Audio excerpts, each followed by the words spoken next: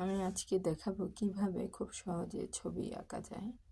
আপনারা দেখতে পাচ্ছেন আমি পয়েন্ট করে দুটো লাইন টানবো। এখন আমার ইমেজের মধ্যে দুইটা লাইন দেয়া আছে, তো এই দুইটা লাইনকে আমরা বলি গোল্ডেন লাইন।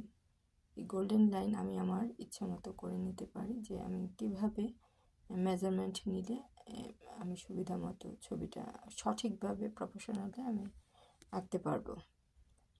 তো আমি আমার যে ফ্লাওয়ার বাসটার ইমেজ সেটার মধ্যে আমি আমার মতো করে গোল্ডেন লাইন দুটো লাইন টেনে নিয়েছি এবং সেই ইমেজ থেকেই মেজারমেন্ট এনে আমি আবার আমার ক্যানভাসে দুটো লাইন টেনে নিয়েছি।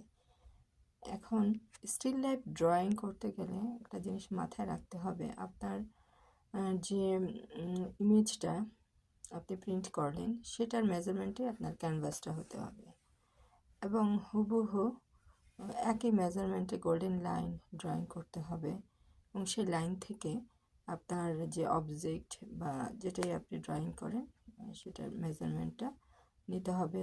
আপনি আমার কাছে দেখতে পাচ্ছেন একটা প্রফেশনাল ডিভাইডার ব্ল্যাক কালার, তো এই ডিভাইডারের মাধ্যমে আপনি সঠিক মেজারমেন্ট নিয়ে আপনি আপনার ছবিটা ড্রয়িং করতে পারবেন এবং প্রতিটা মেজারমেন্টই আপনার সঠিক হবে এবং দেখতে এটা প্রফেশনালি হবে। আমরা অনেক সময় ফ্রি হ্যান্ডে স্কেচ করি। হ্যাঁ, ফ্রি হ্যান্ডে স্কেচ আপনাকে করতেই হবে, আপনার হাতটা ইজি করার জন্য ফ্রি হ্যান্ডে স্কেচ করতে হবে। তারপর মোটামুটি যখন আপনি স্কেচ জেনে যাবেন তখন দেখা যাচ্ছে যে আপনি ড্রয়িং করছেন কিন্তু অনেকগুলো অবজেক্ট একসাথে হচ্ছে। তো ক্যানভাস যে যতটুকু বড় আপনার অবজেক্টগুলো দেখা যাচ্ছে, হয় কোনোটা ছোট হয়ে যাচ্ছে, কোনোটা বড় হয়ে যাচ্ছে, সবগুলো একসাথে একই রকম ভাবে প্রফেশনালি হচ্ছে না। দেখে মনে হচ্ছে কিন্তু আসলে সেটা হচ্ছে না। সেক্ষেত্রে আপনারা যেটা করতে পারেন এরকম প্রফেশনাল ডিভাইডার ইউজ করে, গোল্ডেন লাইন ইউজ করে আপনি পারফেক্ট ড্রয়িং করতে পারবেন।